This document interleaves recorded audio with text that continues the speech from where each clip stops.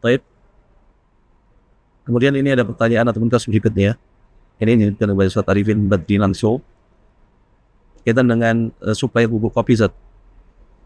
Ini Ana supplier bubuk kopi yang biasa Ana jual untuk kafe dan warung-warung kopi Zat. Namun di kafe tersebut tidak lepas ada yang merokok, ikhtilat dan lainnya Zat.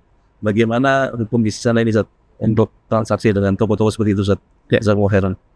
Iya, ini mungkin ya yang dianggap mungkin bermasalah, dianggap mungkin ini termasuk tolong menolong mungkin ya. Tolong menolong dalam perbuatan dosa karena orang minum kopi ya dengan rokok, minum kopi dengan yang lain gitu. Mungkin ada musik Ya, gitu. Ini kaidah ta'awun ini perlu didudukkan dengan baik agar kita tidak terjatuh dalam satu pemahaman yang ekstrim. Karena kalaupun kita jual rumah yang 100% baik, halal, tapi kan penghuninya nanti dia berbuat dosa di dalamnya, dia bahkan bisa berzina di situ dengan orang, dengan pembantunya, bisa dia minum. Apakah karena perbuatan orang itu kemudian kita haram jual beli rumah? Maka kalau praktek seperti itu kita tidak akan ada lagi jual beli. Dahulu Nabi SAW jual beli dengan Yahudi, membeli barang dari Yahudi, ya. Bahkan beri makanan gandum ya, membeli pakaian dari Yahudi, bekerja sama dalam penggarapan ladang Khaybar dengan orang Yahudi. Kalau logika yang sama kita gunakan, maka kita akan berkata, lu kan Yahudi kalau dapat keuntungan, dapat duit, nanti dia beribadah di mana? Menyembah siapa dia? Menyembah Tuhan selain Allah, berbuat dosa. Kalau itu kita pakai logikanya seperti itu, kita tidak akan bisa berinteraksi dengan siapapun, sampai pun dengan orang Muslim gitu loh. Makanya para ulama membagi ta'awun yang menolong itu menjadi dua. Ta'awun yang mubasyir, yaitu ketika kita terlibat langsung atau produk kita itu memang digunakan sebagai bahan baku. Misalnya dalam khamr misalnya, la'anallahu fil khamri asyrah, kata Nabi SAW. Allah itu melaknati khamr, ada 10 pihak yang dilaknat.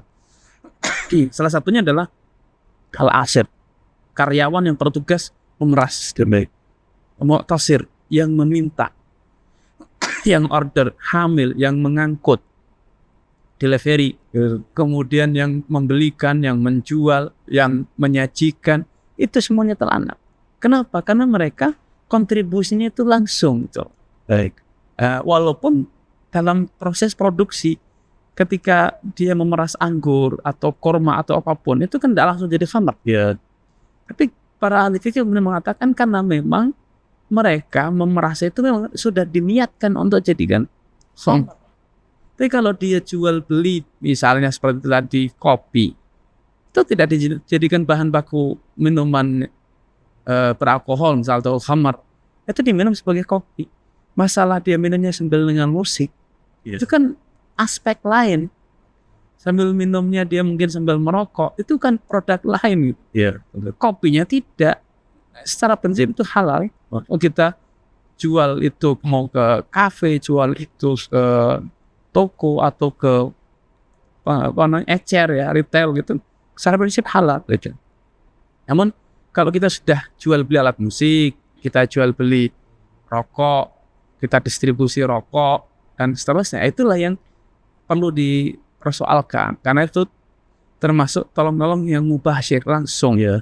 Sedangkan tadi memang penyempurna, kadang kita jual gorengan kacang yang orang sambil ngerokok, sambil ini enak sambil makan gorengan, ya itu tidak mubasyir dan itu tidak masalah secara prinsip, karena agama Islam itu mudah ya.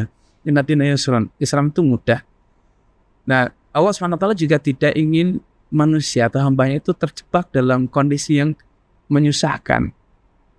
Mayuridullahu bikumul yusra, mayuribikumul usra, yuridullahu bikumul usra. Allah itu ingin agar kalian itu mendapatkan kemudahan dan Allah tidak ingin kalian terjatuh dalam kesusahan. Itu Allah alam. Mungkin kesulitannya nambah kesat. Benar Muhammad Rizan. Ya apa ya? Rasanya udah sangat jelas ya. Karena memang ta'awun tadi sebagai yang saya jelaskan tadi memang ada ta'awun yang mubasyir seperti jelas. Sekarang ini dia melakukan sesuatu yang mubah secara hukum asam. Al-bai' ya selama itu tidak ada hal yang dijual itu hal yang haram lah, mubah. Permasalahannya yang menikmati dengan disertai dengan haram itu kan dia tidak memfasilitasi untuk haram, kecuali dia sediakan di sana di kopi ada juga dia sediakan untuk musik atau mungkin ya tempat yang haram gitu.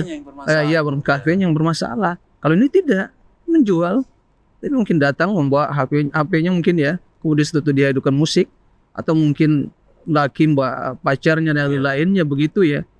Ya, kalau dia mampu di situ mengingkari dan artian situ mungkin ditulis di sini dilarang untuk misalnya membawa ya mahram atau seorang yang tidak bukan mahramnya, itu akan lebih baik ya sehingga terhindar dari hal yang seperti itu. Nah, Allahu a'lam.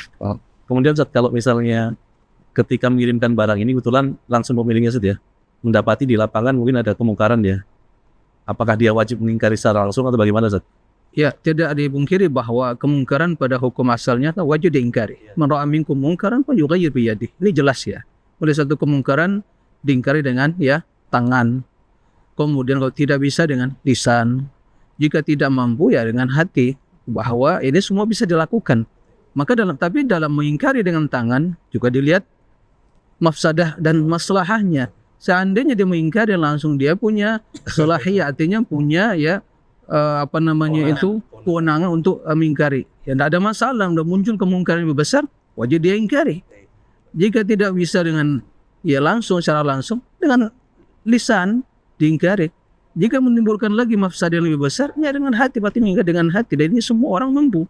Gak ada yang bisa memaksa apa yang diyakini, membenci sesuatu yang mungkar. Gak ada orang yang bisa ya intimidasi dia dalam hal itu. Jadi kembali kepada tingkatan ingkar mungkar tadi dan juga kaidah ya membandingkan antara kemaslahatan dan mafsadah seperti itu. Wallahu a'lam. Jazakumullah khairan Ustaz.